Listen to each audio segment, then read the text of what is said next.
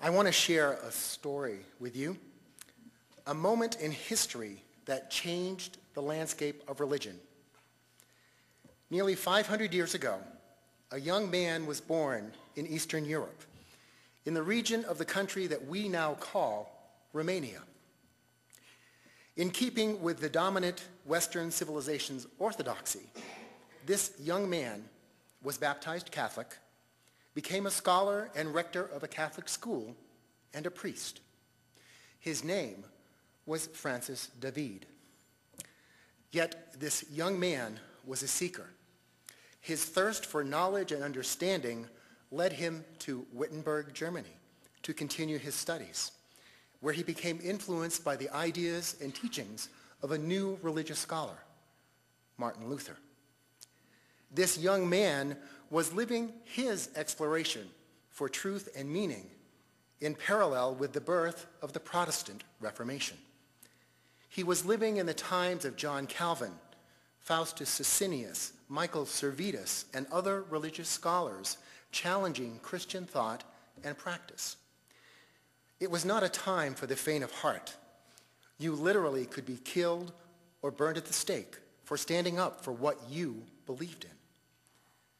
Yet tolerance of other religious beliefs was an idea whose time was on the horizon.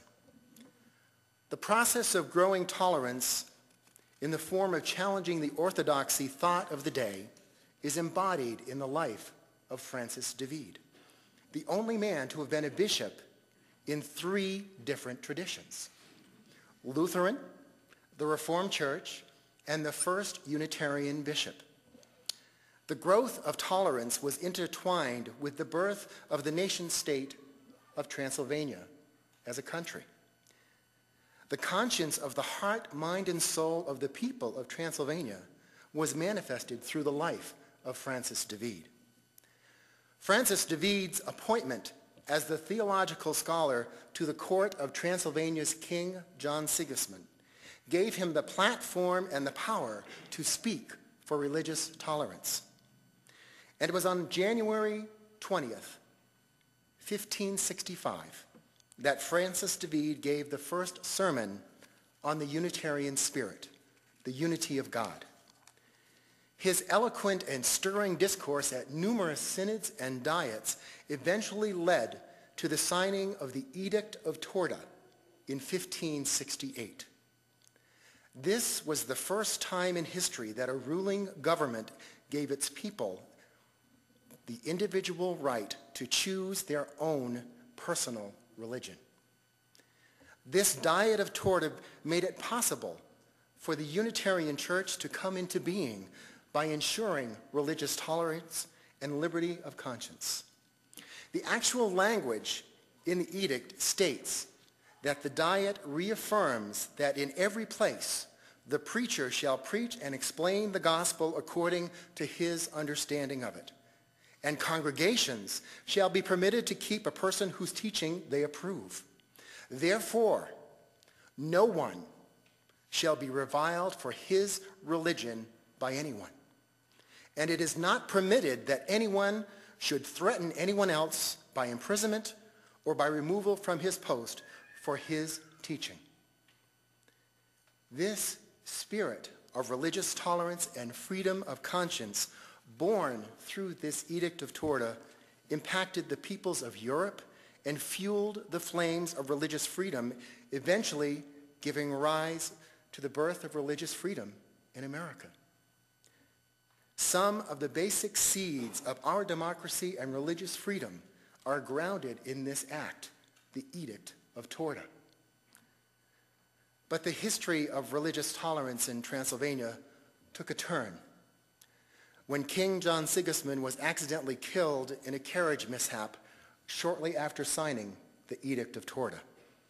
And the new leadership took steps to slow the process of acceptance and innovation in the ideas of religion.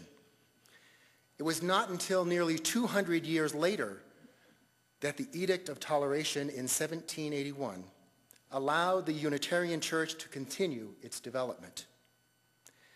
As Unitarian Universalists, I see our commitment to pluralism as the ongoing spirit of Francis David and a people who lit the flame of religious tolerance, who welcomed the free and responsible search for truth and meaning. For Francis David, the ending of religious innovation in Transylvania was the beginning of his undoing. He could not stop his ongoing need and desire to search for truth. In the 1570s, Francis David was arrested and sentenced to life imprisonment in a fortress called the Castle at Diva.